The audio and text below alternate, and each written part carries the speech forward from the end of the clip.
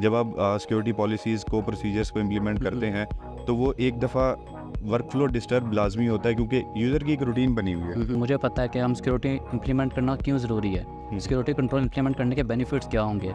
आप समझ सकते हैं इस चीज़ को, क्योंकि आपने इम्प्लीमेंटेशन करवानी है। यूज़र इस चीज़ को अंडरस्टैंड नहीं कर पाता। एक्सेस कंट्रोल डिपार्टमेंट सिक्योरिटी का प्रॉपर ऑडिट करता है, जो कि रेगुलर ऑडिट टाइम का टाइमलाइन डिफाइन है। एक ऑडिट परफॉर्म करते हैं, उसमें वेरीफाई करते हैं कि सिक्योरिटी टीम के पास किस लेवल की एक्सेस है। लेकिन ये चीज़ इंश्योर रखते हैं कि सिक्योरिटी एटलीस्ट इतनी इंप्लीमेंट लाजमी हो जिसकी मदद से सिक्योरिटी में कॉम्प्रोमाइज़ ना हो सके। सिक्योरिटी मेजर्स एटलीस्ट पूरे फुलफिल होना लाजमी है। अगर एक कंपनी कहती है यार हम लोग ये चीज़ें ख़त्म कर देते हैं, यूज़र के लिए तंगी है थोड़ी सी, सेम बात डाटा ब्रीच की तरफ जा सकती है वो कंपनी।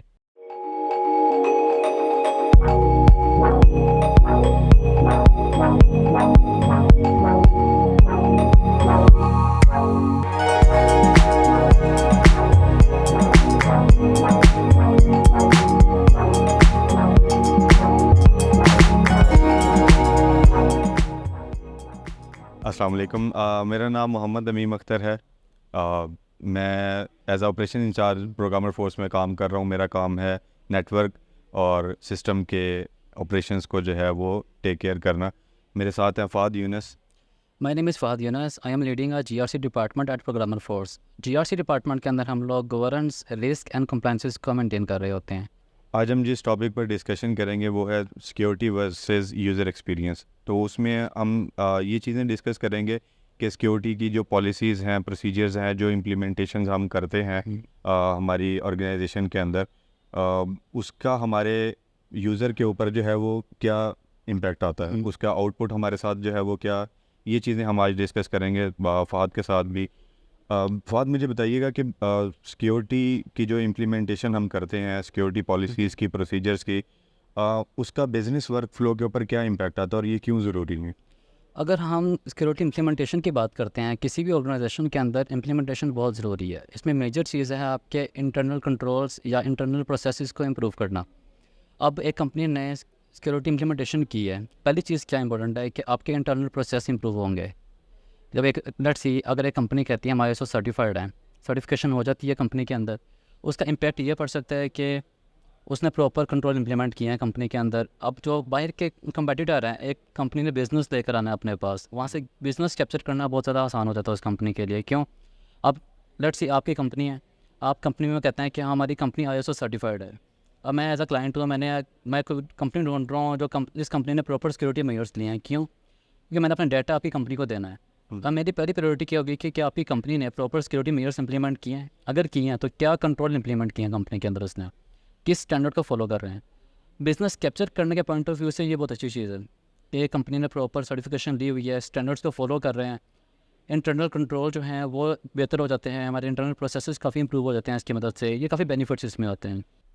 अच्छा, फ़ाद, जैसा कि आपको पता है कि आप साइबर सिक्योरिटी में जीआरसी में हैं और हम आईटी, हम जो है वो इम्प्लीमेंटेशन करने वाले हैं बिल्कुल। और आप लोग करवाने वाले हैं। हम ऑडिट्स करते हैं यूज़र्स का, नॉर्मल यूज़र जो भी हैं, उनके साथ हमारे ऑडिट्स भी चलते हैं। हम और उनको जो है वो चीज़ें गाहे बगाहे पॉलिसीज़ भी चेक करते रहते हैं कि वो फॉलो कर रहे हैं, नहीं कर रहे। हमारे ऑडिट्स भी होते हैं। तो एक कॉमन मैन का क्वेश्चन है कि आप लोगों के ऑडिट्स भी होते हैं या आप ऑडिट से जो है वो एक्सक्लूडेड है, आपका ऑडिट नहीं होता? तो ये आप बताएं कि आप लोगों के ऑडिट होते हैं, आप लोगों के ऊपर चेक्स हैं? Agree with that. ये सिर्फ आपका क्वेश्चन नहीं है, ये हमारे से डिफरेंट डिपार्टमेंट्स ने पूछे हैं कि आप लोग इम्प्लीमेंटेशन करवा रहे हैं, सारा कुछ हो रहा है, ऑब्वियस बात है, आप पे जब कौन चेक कर रहा आप है? पॉलिसीज इंप्लीमेंट कर रहे हो तो उन यूज़र का क्वेश्चन ये होता है बिल्कुल। कि भाई आप खुद तो ये फॉलो कर रहे हैं, ठीक है, जो फॉलो करवा रहे हैं क्या वो भी फॉलो कर रहे हैं?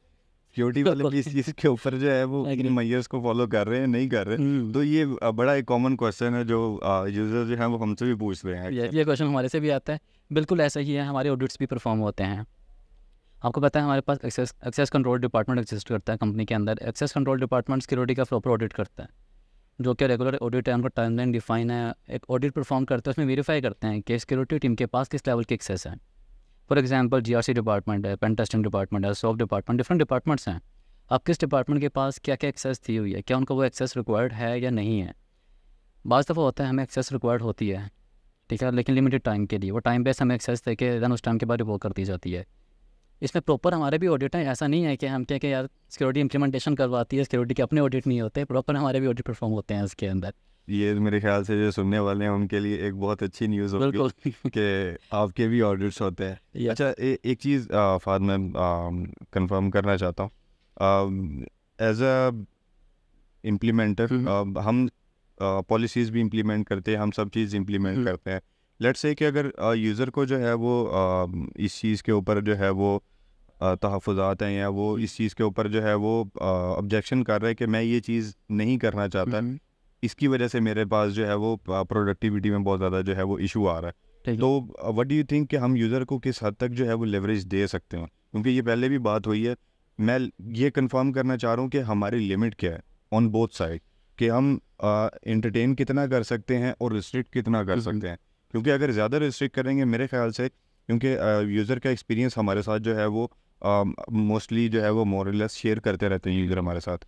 अगर आप बहुत ज़्यादा रिस्ट्रिक्टिव इन्वायरमेंट रखेंगे तो जैसे मैंने पहले कहा कि कोई ब्लाइंड स्पॉट जो है वो बन जाता है। और दूसरा मेरे ख्याल से ये है कि अब यूज़र जो है वो फिर उस तरह के एक्सपेरिमेंट नहीं कर पाता जिस तरह के यूज़र, हर माइंड जो है क्योंकि डिफरेंट है, हर माइंड के आइडियाज़ भी डिफरेंट है, न्यू आइडियाज़, एक्सपेरिमेंट। तो ओवर स्ट्रिक्टनेस जो है वो एक्सपेरिमेंट को भी और आइडियाज़ को भी, दोनों को जो है वो रिस्ट्रिक्ट कर देगी। तो लैक ऑफ आइडियाज़, आपका क्या ख्याल है कि ओवर स्ट्रिक्टनेस की वजह से ये बन सकते हैं या नहीं बन सकते? दूसरा ये कि जो भी हम लेवरेज देते हैं, क्या वो लेवरेज के अंदर अगर कोई भी मामलात होते हैं तो वो उसको हम किस तरह कवर कर सकते हैं? एक्चुअली हम ज़रा बात करते हैं ना, यूज़र को थोड़ा सा लीनियर रखा जाए सिक्योरिटी पॉइंट ऑफ व्यू से। एज अ सिक्योरिटी रिसोर्स कभी भी वही चीज़ नहीं देखेगा कि अगर इम्प्लीमेंटेशन की बात है, सिक्योरिटी कंट्रोल की बात, वो इम्प्लीमेंट ना करवाए वहाँ पर, वो क्या यूज़र तंग होगा, ये कंट्रोल इम्प्लीमेंट नहीं करते, ऐसा कभी भी पॉसिबल नहीं है। क्योंकि किसी भी ऑर्गेनाइजेशन के अंदर सबसे इंपॉर्टेंट चीज़ क्या है, सिक्योरिटी मेजर्स हैं। सिक्योरिटी मेजर्स क्यों लिए जा रहे हैं? डाटा को प्रोटेक्ट करने के लिए। आप कभी भी नहीं चाहेंगे कि हमारा डाटा ब्रीच हो कंपनी। यूज़र थोड़ा सा तंग होता है, I agree with that. For example अगर हम ऑर्गेनाइजेशन के अंदर चेन मैनेजमेंट का प्रोसेस फॉलो करवाते हैं, यूज़र तंग हो सकता है उसके ऊपर कि यार मैं क्या टीम लीड से अप्रूवल लूँ, पूरा प्रोसेस फॉलो करूँ, ठीक है, फिर एक्सेस कंट्रोल टीम वेरीफाई करेगी उस चीज़ को, टाइम लगेगा उसमें। फॉर एग्जांपल अगर वो डायरेक्ट जाके एक्सेस कंट्रोल टीम से मिलता है, उसको एक्सेस मिल जाती है 5 सेकंड के अंदर, 10 सेकंड में, 1 मिनट में एक्सेस मिल जाती है। चेंज मैनेजमेंट का प्रोसेस फॉलो करता है, चेंज मैनेजमेंट के अंदर उसको माइट भी पॉसिबल 2 से 3 मिनट लग जाएँ सारे प्रोसेस में। टीम लीड से अप्रूवल मिले, अप्रूवल के बाद वो एक प्रॉपर कार्ड जनरेट हो, कार्ड के बाद उसमें अपलोड करे, जो एक्सेस कंट्रोल टीम वेरीफाई करे, टाइम लग रहा है इसके अंदर। बेनिफिट क्या हुआ है इसका? उस बंदे को वाकई वो एक्सेस रिक्वायर्ड है, उस एम्प्लॉय को वो एक्सेस रिक्वायर्ड है या नहीं है, वो किसने वेरीफाई किया? टीम लीड ने वेरीफाई किया। अगर एक्सेस रिक्वायर्ड है, कितने टाइम के लिए? यूज़र की थोड़ी तंगी ज़रूर आई है, यूज़र तंग हुआ है इस चीज़ से कि यार मुझे क्या एक्स्ट्रा फीचर ऐड कर दिया बीच में, बेनिफिट क्या हुआ? अब लीड ने कहा कि इसको एक्सेस सिर्फ 2 दिन के लिए रिक्वायर्ड है। अब वो यूज़र ये चीज़ नहीं कह सकता था, यूज़र कह सकता था मुझे 1 महीने के लिए एक्सेस दे दो, वो डाटा को मिस यूज़ कर सकता था। अब लीड ने बताया इसको एक्सेस रिक्वायर्ड है और इतनी एक्सेस रिक्वायर्ड है, इसको ये परमिशन दे के एक्सेस दे दें। अब सिक्योरिटी मेजर्स और इम्प्रूव हो गए, जब प्रोसेस फॉलो हुआ है सिक्योरिटी मेजर्स और इम्प्रूव हो गए, ठीक है। ठीक है, ये एक बेनिफिट इसके अंदर ऐड होता है। रिस्ट्रिक्शन की बात करते हैं, कभी भी सिक्योरिटी ये नहीं चाहती कि यूज़र तंग हो। अच्छा, इसमें मेरे ख्याल है मैं कुछ पॉइंट्स ऐड करना चाहता हूँ, जैसे कि यूज़र के एंड पर भी कुछ रिस्पॉन्सिबिलिटीज़ होती हैं। बिल्कुल। तो मेरे ख्याल से यूज़र को इस हद तक रिस्पॉन्सिबल होना चाहिए कि जब चीज़ें बता दी जाती हैं, जैसे कि पॉलिसीज़ और प्रोसीजर्स जो हैं वो डिफ़ाइन कर दिए जाते हैं, वो अप्रूव होते हैं और अप्रूव होके एक सर्टन वे के अंदर जो है वो यूज़र तक पहुंचते हैं। जब वहाँ तक पहुंचते हैं तो मेरे ख्याल से यूज़र को चीज़ें जो है वो फॉलो करनी चाहिए। बिल्कुल। ये यूज़र की एक कोर रिस्पॉन्सिबिलिटी में आता है कि ये जो कंपनी की तरफ से आपको पॉलिसीज़ और प्रोसीजर्स मिल रहे हैं, तो आप उस चीज़ को जो है वो प्रॉपरली फॉलो करें और उसको अपनी वर्क फ्लो के अंदर इम्प्लीमेंट करें। बिल्कुल। एक चीज़, दूसरी चीज़ ये कि लेट्स से कि बहुत ज़्यादा इस चीज़ को जो है वो अक्सर ऑर्गेनाइजेशंस में नोट किया जाता है कि जब भी कोई अपडेट्स आती हैं, लेट्स से एक छोटी सी एग्जांपल है कि कोई भी अपडेट्स आती हैं, एज अ ऑपरेशंस हेड मैं इस चीज़ को बड़ा जो है वो नोटिस करता हूँ कि यूज़र इस चीज़ को जो है इग्नोर कर देता है। बिल्कुल। लेट्स से कि एक सिंपल सी बात है कि ब्राउज़र की एक अपडेट है। अब ब्राउज़र की अपडेट क्यों आ रही है? एक वेल नोन कंपनी है, उसने ब्राउज़र बनाया है और उसके ऊपर अपडेट जो है वो भेज रही है। अब वो अपडेट क्यों भेज रही है? There might be reason. बिल्कुल। अब उसके पीछे जो रीज़न है, मेरे ख्याल से इस चीज़ को जो है वो यूज़र को समझना चाहिए कि अपडेट फॉर सर्टन रीज़न आती है, तो हमें अपडेट करना जो है वो ज़रूरी है। बिल्कुल। तो यूज़र कई दफ़ा जो है वो अपडेट नहीं करता, बॉदर नहीं करता। यूज़र की रिस्पॉन्सिबिलिटी है कि हम इस चीज़ को जो है वो फॉलो करें और अपडेट करवाएं इस चीज़ को। तो एक तो ये चीज़ हो गई। दूसरी चीज़ ये कि जब यूज़र रिस्पॉन्सिबिलिटीज़ को जो है वो यूज़र जो है रिस्पॉन्सिबिलिटी जब आप इस चीज़ को फॉलो कर रहा है, तो मेरे ख्याल से इसमें वर्नेबिलिटीज़ मैनेजमेंट भी जो है वो किसी हद तक जो है वो यूज़र ही कवर कर रहा होता है। बिल्कुल। क्योंकि हम इस चीज़ को जो है वो मेक श्योर कर रहे होते हैं कि वर्नेबिलिटीज़ को जो है वो मैनेजमेंट हो फॉलो। और टाइमली हो। अब आप इस चीज़ में देखें कि आपको बहुत अच्छे तरीके से पता होगा कि इंसिडेंट जो है वो रिपोर्ट होते रहते हैं। बिल्कुल। चाहे वो एक नॉर्मल वर्नेबिलिटी हो। अभी मैं नाम नहीं लेता, लेकिन कुछ देर पहले की बात है कि कोई कंपनी थी, उसके अंदर जो है वो वर्नेबिलिटी आई थी, और वो जो रैंसमवेयर आया था वो किस वजह से आया था, वो एक प्रिंटर की वजह से आया था। ओके। तो आप देखें कि अपडेट्स कितनी ज़रूरी हैं कि, और चेक एंड बैलेंस कितना ज़रूरी है कि एक रैंसमवेयर की वजह से क्या कुछ जो है वो नहीं होता। आपको पता है कि उसके अंदर डाटा ब्रीच भी हो सकता है, डाटा जो है वो इनक्रिप्ट भी हो सकता है, बिल्कुल। बहुत सारी चीज़ें हो बिल्कुल। सकती हैं। अब जैसे इस बारे में थोड़ा सा मेरे ख्याल से अगर आप बताएं कि डाटा ब्रीच होने की वजह से क्या क्या जो है वो हमारे ऊपर जो है वो हो सकते हैं, जैसा कि फाइनेंशियल लॉस, उसके बिल्कुल। ऊपर थोड़ा सा बताएं कि फाइनेंशियल लॉस जो है वो आपके एज ए सिक्योरिटी पर्सन आप इस चीज़ को जो है वो क्या देखते हैं कि फाइनेंशियल लॉस किस तरह हो सकता है कंपनी अच्छा, इसमें आपका पहला क्वेश्चन था पॉलिसीज़ इम्प्लीमेंटेशन का। हम पॉलिसीज़ इम्प्लीमेंटेशन करते हैं, ठीक है। पॉलिसीज़ हम लोग बनाते हैं, मैनेजमेंट से अप्रूव होती हैं, मैनेजमेंट से अप्रूव होने के बाद सिक्योरिटी इम्प्लीमेंट करवाती है। अब एम्प्लॉयज़ को ये समझना चाहिए कि इम्प्लीमेंटेशन हो रही है ऑर्गेनाइजेशन के अंदर, वो सिर्फ ये नहीं है कि सिर्फ एक एम्प्लॉय पे इन्फोर्स कर रहे हैं। पॉलिसीज़ बनी है एक एम्प्लॉय पे इन्फोर्स करती नहीं, वो पूरी कंपनी में इन्फोर्स हो रही है। उसमें आईटी डिपार्टमेंट है, चाहे टेक डिपार्टमेंट है, सिक्योरिटी डिपार्टमेंट है, सब पे इम्प्लीमेंटेशन हो रही है उसकी। वो इम्प्लीमेंटेशन हमारे पे भी हमने बनाई है, हम पे भी इम्प्लीमेंट होंगी, डेवलपर्स पे भी है, आईटी पे भी है, access control, each and every department responsible है उस चीज़ का। उसको ये चीज़ खुद अंडरस्टैंड करनी चाहिए कि ये सिर्फ मेरे पे इन्फोर्स की जा रही हो ना, तब एम्प्लॉय को इसका इशू उठ सकता है कि मेरे पे इन्फोर्स भी कर रहे हैं चीज़ें, लेकिन वो पूरे ऑर्गेनाइजेशन पे इन्फोर्स की जा रही थी चीज़ें। और सेकंड मेरा क्वेश्चन था वर्नेबिलिटीज़ मैनेजमेंट का। बिल्कुल, वर्नेबिलिटी मैनेजमेंट बहुत इंपॉर्टेंट है आज के दौर के अंदर। वर्नेबिलिटी आती कब है? जब किसी प्रीवियस वर्जन के अंदर कुछ इशू आए, किसी तरह का कोई इशू आ रहा है, तभी नया वर्जन लॉन्च हो रहा है। यस, कोई इशू आया तभी नया वर्जन लॉन्च हो रहा है, वो चाहे माइक्रो इसका गूगल क्रोम का है, वो चाहे आपके PHP वर्जन का है, किसी भी लैंग्वेज के वर्जन की अपडेशन आ रही है। अपडेशन क्यों आ रही है? एक माइनर बग ही जिसको आप कहते हैं कि ज़रा सा बग है, तो क्या है वो माइनर बग कल को बिल्कुल कितना बड़ा जो है वो डेवलपर ज़्यादा इस चीज़ को इग्नोर बन करते जाता हैं। है। तो मेरे ख्याल से एक छोटे से बग को भी जो है वो सीरियस तो लेना बिल्कुल। चाहिए। अब टेक के अंदर आप किसी चीज़ को इग्नोर नहीं कर सकते सकते। हैं, बिल्कुल। क्योंकि उसका फ्रंट एंड पे बहुत क्या इम्पैक्ट पड़ सकता है, डेवलपर्स को मैं भी अंडरस्टैंड ना कर रहा हो, तो डेवलपर का काम सिर्फ कोडिंग करना है, कोड कर दिया। अब वो चीज़ फ्रंट एंड पे जाके क्या इम्पैक्ट लेके आ सकती है, वो सिक्योरिटी रिसोर्स देख रहा होता है कि क्या क्या इम्पैक्ट है इसके, क्या इस चीज़ की वजह से कोई इंसिडेंट पहले हो चुका हुआ है, वो रिलीज़ पहले की आई है इसके, कि इस बग का क्या इम्पैक्ट आया, वो वेरीफाई सिक्योरिटी टीम कर रही होती है। उसके लिए प्रोसेस यही होता है कि हम डेवलपर को बताएं जाके कि हम लोग ये चीज़ अपडेट करने जा रहे हैं, क्यों करने जा रहे हैं, क्या रीज़न है, इसका पहले क्या इम्पैक्ट आ चुका हुआ है, ये चीज़ है। थर्ड, अगर फॉर एग्जांपल एक चीज़ अपडेट नहीं की जा रही, उसकी वजह से डाटा ब्रीच हो जाता है कंपनी का।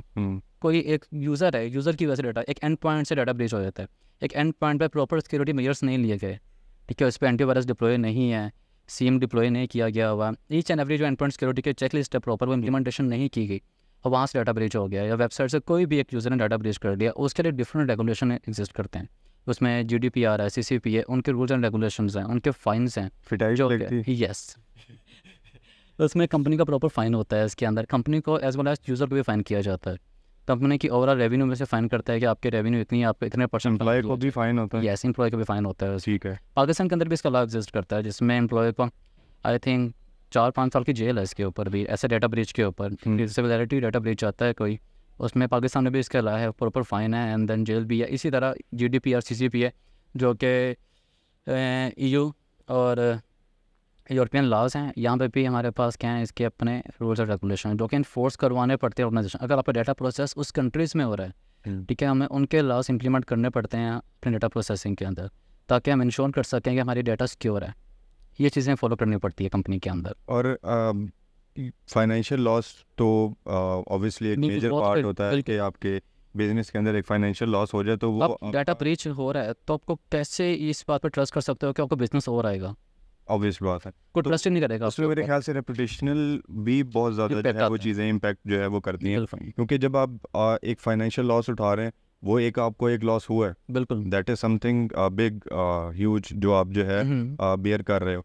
उसके साथ साथ मार्केट के अंदर आपकी रेपुटेशन भी जो है खराब वो होती है। ऑब्वियसली ख़राब होती है। तो जो भी आपका एग्जिस्टिंग क्लाइंट है, जो भी आपका फ्यूचर क्लाइंट है, जो आपकी तरफ देख रहा है या आने के लिए सोच रहा है, तो वो मेरे ख्याल से वो आपकी रेपुटेशन को बहुत ज़्यादा जो है वो देखता है और इस चीज़ के बिल्कुल। ऊपर जज करता है चीज़ों को। तो ये छोटी छोटी चीज़ें जो हैं वो मेरे ख्याल से अगर हम इसको इग्नोर करते हैं तो इग्नोरेंस जो है वो हमें ज़्यादा कॉस्ट करती है बिल्कुल। यूजुअल से। ऑब्वियसली उसके अंदर हमारी कॉस्ट फाइनेंशियल कॉस्ट आ गई, फाइनेंशियल हमें बहुत ज़्यादा जो है वो बेयर करना पड़ रहा है। इसी तरह हमें रेपुटेशन जो रेपुटेशनल। है, रेपुटेशनल डैमेज जो है वो भी हो रहा है। इसी तरह और चीज़ें भी जो है वो हमारी कंपनी के लिए जो है वो कंपनी के अंदर फिर एम्प्लॉयज़ के बिल्कुल। साथ भी जो है वो ऑब्वियसली ये मामलात होते हैं कि उसको रेफ़र किया जाता है उस इंसिडेंट की तरफ। बिल्कुल। तो ये मेरे ख्याल से ये बहुत सारी चीज़ें जो है वो इस चीज़ को जो है अगर हम कहें तो सर्कुलेट करती हैं इन बिल्कुल चीज़ों ऐसा के ही है। अलावा। फाइनेंशियल लॉसेस और रेपुटेशनल डैमेज के अलावा जो सबसे ज़्यादा हमारे पास एक और एलिमेंट जो है वो आता है, वो ये है कि हमारे ऑपरेशंस जो हैं वो डिस्टर्ब हो जाते हैं। बिल्कुल। जब ऑपरेशंस डिस्टर्ब होते हैं तो मेरे ख्याल से पूरी ऑर्गेनाइजेशन जो है वो एक दफ़ा ह्यूज बिल्कुल। इम्पैक्ट उसके ऊपर आता है, क्योंकि ऑपरेशंस इज़ समथिंग कि आप बैकबोन जो है वो सारी जो है वो ऑपरेशंस के ऊपर डिपेंड कर रही होती है। तो मेरे ख्याल से अगर इन सारी चीज़ों के साथ एक ऑपरेशंस भी ऐसी है जो चीज़ जो है एलिमेंट जिसको हम कंसिडरेशन में जो है वो रख सकते हैं। इसी तरह प्रॉपर्टी थेफ्ट है। फिर सबसे बड़ी बात ये कि अगर हम ओवर स्ट्रिक्टनेस की तरफ जो हम पहले भी बात कर रहे थे कि उसके अंदर प्रोडक्टिविटी डिग्रेड होती है, सिक्योरिटी पॉलिसीज़ को अगर रिस्ट्रिक्ट करते हैं हम तो सिस्टमेटिक प्रॉब्लम्स भी आती हैं और यूज़र जो है वो बहुत ज़्यादा जो है वो उस चीज़ को कैरी नहीं करता। वो उसके वर्क अराउंड जो है वो फिर ढूंढना शुरू हो जाता है। तो इसी उसमें जो हम बात कर रहे हैं, इसी को अगर हम आपसे कुछ अगर पूछना चाहते हैं, आज बहुत ज़्यादा फ्रूटफुल जो है वो हमारी डिस्कशन रही है।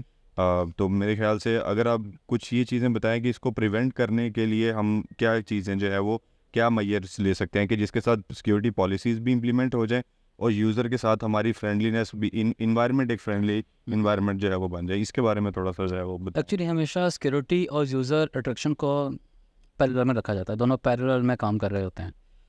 इतनी ज़्यादा सिक्योरिटी इन्फोर्समेंट नहीं कर दी जाती है कि यूज़र तंग होना शुरू हो जाए उस चीज़ से, ठीक है। लेकिन ये चीज़ इंश्योर रखते हैं कि सिक्योरिटी एटलीस्ट इतनी इम्प्लीमेंट लाजमी हो जिसकी मदद से सिक्योरिटी में कॉम्प्रोमाइज़ ना हो सके। सिक्योरिटी मेजर्स एटलीस्ट पूरे फुलफ़िल होना लाजमी है। अगर एक कंपनी कहती है यार हम लोग ये चीज़ें ख़त्म कर देते हैं, यूज़र के लिए तंगी है थोड़ी सी, सेम बात डाटा ब्रीच की तरफ जा सकती है वो कंपनी। क्योंकि किसी भी कंपनी के लिए कभी भी ये वेरिएबल नहीं होता कि उस कंपनी का डाटा ब्रीच हो। उसको इंश्योर रखने के लिए सिक्योरिटी मेजर्स इंप्लीमेंट कर रहे हैं। सेम यूज़र को अवेयरनेस देना लाजमी है उसके ऊपर, जो यूज़र की ऑनबोर्डिंग के दौरान भी अवेयरनेस दी जाती है। उसकी एनुअली जो एक प्रॉपर ट्रेनिंग प्रोवाइड की जाती है, वो क्वार्टरली प्रोवाइड की जाती है, रोल बेस्ड ट्रेनिंग प्रोवाइड की जाती है। ये लाजमी है यूज़र्स के लिए, उनको रोल बेस्ड ट्रेनिंग दें, उनको एनुअली ट्रेनिंग प्रोवाइड करें, ऑन बोर्डिंग के दौरान ट्रेनिंग लाजमी दें, उनको एटलीस्ट बताएं तो सही ना कि क्यों ज़रूरी है सिक्योरिटी मेजर्स। क्योंकि एक फ्रेशर इंसान एक कंपनी के अंदर आ रहा है, उसको पता ही नहीं है। यूनिवर्सिटी में 4 साल आपको कभी नहीं बताया जाता है कि आपने किस तरह चीज़ों का इंश्योर रखना है, सिक्योर रखना है, किस तरह सिक्योरिटी मेजर्स इंप्लीमेंट करने हैं। डेवलपर्स को नहीं पता। डेवलपर कंपनी के अंदर आ रहा है, वो तो फ्रेश है, उसको पता है मैंने कोडिंग करनी है बैठ के। Coding, secure coding yes, secure coding उसको वो प्रोवाइड की जाती हैं। अब हम लोग अगर सिक्योरिटी रिसोर्स बात करें, हम डिफरेंट ट्रेनिंग प्रोवाइड करते हैं एम्प्लॉयज़ को। हम लोग यहाँ पर सिक्योर कोडिंग के ऊपर ट्रेनिंग प्रोवाइड करते हैं, जो कि ओएस टॉप 10 गाइडलाइन प्रोवाइड करता है प्रॉपर कि किस तरह आपने सिक्योर करनी है एप्लीकेशन, वेब एप्लीकेशंस को। उनको फॉलो करते हैं, हम लोग ट्रेनिंग प्रोवाइड की जाती है कंपनीज़ के अंदर। इस तरह जर्नल ट्रेनिंग होती है। जर्नल ट्रेनिंग के अंदर एम्प्लॉयज़ को बताया जाता है कि आप किस तरह से फिशिंग अटैक से बच सकते हैं, आपकी पासवर्ड पॉलिसीज़ किस तरह की, पासवर्ड किस तरह की होनी चाहिए, डिफरेंट अकाउंट्स पे डिफरेंट पासवर्ड होने चाहिए आपके, as well as prohibited activities companies में कौन कौन सी, ऐसे कौन सी एक्टिविटीज़ हैं कंपनीज़ में अलाउ नहीं है। इसी तरह से अगर कंपनी क्रिटिकल डाटा प्रोसेस कर रही है, उसके ऊपर अवेयरनेस लाजमी है कि एम्प्लॉयज़ को पता हो। फॉर एग्जांपल एक कंपनी पीआई डाटा प्रोसेस करती है, एम्प्लॉयज़ को पता हो पीआई डाटा है क्या, किस तरह से प्रोटेक्ट करना है, क्या सिक्योरिटी मेजर्स इंप्लीमेंट करने हैं, डाटा आपका एनक्रिप्टेड फॉर्म में रखना है हमेशा, कभी प्लेन टेक्स्ट में नहीं पड़ा होना चाहिए, इस तरह की अवेयरनेस। इसी तरह हमारी प्रायोरिटी हमेशा ये रहती है कि एम्प्लॉयज़ को रोल बेस्ड ट्रेनिंग दे ईच एंड एवरी डिपार्टमेंट, क्योंकि हर डिपार्टमेंट की रिस्पॉन्सिबिलिटी डिफरेंट है। हर डिपार्टमेंट डिफरेंट काम कर रहा है, उस डिपार्टमेंट को उसके हिसाब से ट्रेनिंग प्रोवाइड की जाए। एम्प्लॉयज़ को एटलीस्ट पता हो कि हमारे डिपार्टमेंट में हमारी रिस्पॉन्सिबिलिटीज़ क्या हैं, हमारे पे क्या सिक्योरिटी चेक्स इंप्लीमेंट होने चाहिए या होते हैं जिनको हमने फॉलो करना है, ठीक है, उसका बेनिफिट है। जनरल ट्रेनिंग भी ज़रूरी है, लेकिन रोल बेस्ड ट्रेनिंग का काफ़ी बेनिफिट मिलता है कि एम्प्लॉयज़ फॉर एग्जांपल नेटवर्क वालों को पता चलता है कि नेटवर्क पॉइंट्स उन्होंने क्या क्या चीज़ें इंश्योर रखनी है, क्या क्या सिक्योर रखनी है। इसमें कि ये इशू भी आता है। अगर मैं जनरल ट्रेनिंग की बात करता हूँ, एक कंपनी के अंदर 50-100 लोगों को ट्रेनिंग दी जा रही है, 100 लोगों में क्वेश्चनिंग नहीं होती, लोग डरते हैं यार मैं क्या पूछूं, इतने लोग बैठे हुए हैं, ये एक बहुत ज़्यादा इशू होता है। लेकिन अगर वही ट्रेनिंग 5, 10, 15 लोगों को प्रोवाइड की जाए, ग्रुप्स में प्रोवाइड की जा रही है, डिपार्टमेंट वाइज, डिपार्टमेंट्स में अच्छी बाउंडिंग होती है, एम्प्लॉयज़ ओपनली क्वेश्चनिंग करते हैं कि हाँ हमें ये इशू है, बताएं क्या सोल्यूशन है, हमें ये इशू फेस हो रहा है, यहाँ पर क्या मेजर्स लेने चाहिए, यहाँ क्या करना चाहिए। ये भी एक बेनिफिट मिलता है एम्प्लॉय के एंड से। जो एम्प्लॉय पब्लिक में नहीं पूछ सकता, अब वो अगर डिपार्टमेंट वाइज आ जाता है, वहाँ चीज़ें वो पूछ सकता है। 100 लोगों में नहीं पूछ रहा, 5 में पूछेगा बैठ के, लिटरली पूछता है। ये हमने खुद एक्सपेरिमेंट किया है इस चीज़ का। पहले हमारी डिपार्टमेंट वाइज ट्रेनिंग नहीं थी, जनरल ट्रेनिंग थी, एम्प्लॉयज़ से कोई क्वेश्चन नहीं, एट द एंड हमारा क्वेश्चन होता था, किसी का कोई क्वेश्चन है पूछ सकते हैं, किसी ने क्वेश्चनिंग नहीं की। डिपार्टमेंट वाइज जब गए हैं हम लोग, एम्प्लॉयज़ ने क्वेश्चन की, ईच एंड एवरी डिपार्टमेंट ने क्वेश्चन किए, और हमें लिटरली खुशी हुई थी इस चीज़ की कि एटलीस्ट पूछे तो सही क्वेश्चन। एम्प्लॉयज़ को जो कंसर्न थे, सिक्योरिटी कंसर्न उन्होंने पूछे हैं, ये एक अच्छा पॉइंट्स होता है। और ऑर्गेनाइजेशन को इंप्लीमेंट करना चाहिए, लाजमी रोल बेस्ड ट्रेनिंग को इन्फोर्स करवाना चाहिए। और इन द एंड मैं ये कहना चाहूँगा कि यूज़र जो है वो एक तो रिस्पॉन्सिबल जो है वो रहे और रिस्पॉन्सिबिलिटी का मुजाहरा करे। और सबसे बड़ी बात यह है कि पॉलिसीज़ और प्रोसीजर्स जो हैं वो किसी वजह से बनते हैं तो उसको फॉलो लाजमी किया बिल्कुल। जाए। एक चीज़ बाइसनेस नहीं होनी चाहिए, चाहे वो हमारी साइड से है, बिल्कुल। चाहे वो कोई भी लेवरेज, एक्स्ट्रा लेवरेज जो है वो नहीं लेनी चाहिए और ना ही इसके लिए अप्रोच करना चाहिए। फिर बाइसनेस नहीं, वो मैंने ऑलरेडी जो है वो मेंशन किया, बाइसनेस नहीं होनी चाहिए।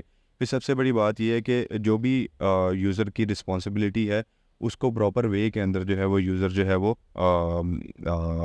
उसकी टेक केयर करे अपनी, चाहे वो उसका सिस्टम है, एसेट है, कंपनी का एसेट है, वो कंपनी का एसेट है, उसका एसेट है, वो सबके लिए ऑब्वियसली हमारे लिए जो है वो इम्पॉर्टेंट है। चाहे वो एसेट है, चाहे वो डाटा है, चाहे वो कोई भी चीज़ है, कंपनी की जो चीज़ है वो हमारे लिए इम्पॉर्टेंट है और हमें ही उस चीज़ की जो है वो टेक केयर करनी है।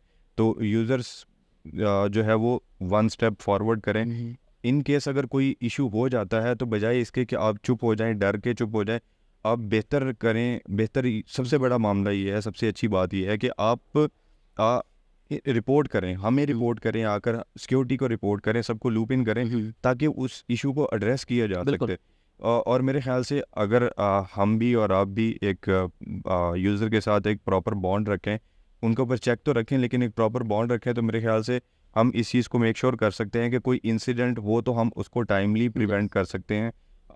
अगर कोई डैमेज होता है तो हम उसको कम डैमेज की तरफ लेकर जा सकते हैं। ऑब्वियस बात है कि कोशिश तो ये होती है कि कोई डैमेज ना हो, और इन केस अगर कोई इस तरह का मसला होता है तो उसको कम डैमेज की तरफ लेकर जाया जा सके।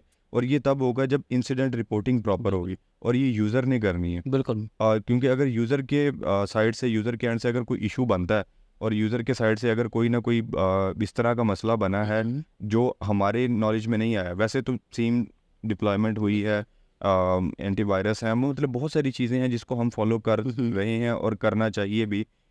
इन केस अगर कोई इस तरह का मामला है जो रिपोर्ट नहीं हुआ या मिस हो रहा है, तो यूज़र को चाहिए कि वो खुद रिपोर्ट करे। बिल्कुल। क्योंकि यूज़र को अक्सर लगता है कि हम रिपोर्ट करेंगे तो हमारे ऊपर जो है वो बात आ सकती है। तो मेरे ख्याल से आज का जो भी टाइम था वो बहुत अच्छा रहा। बिल्कुल। Thank you for your time. आपने ऑडिट्स के टाइम में से जो है वो टाइम निकाल कर हमें कुछ बताने की भी ज़हमत की, बहुत नहीं, शुक्रिया इसका आपका। मेजर जो मोटिव यही था कि एटलीस्ट एम्प्लॉयज़ को, लोगों को पता होना चाहिए, लोगों को अवेयरनेस देना है, लोगों को पता होना चाहिए सिक्योरिटी इंपॉर्टेंट क्यों है किसी ऑर्गेनाइजेशन के अंदर। लिटरली एम्प्लॉयज़ नहीं सिक्योरिटी इंपॉर्टेंट नहीं है, हम भी इम्पोर्टेंट है, बाकी यूज़र भी इम्पोर्टेंट है।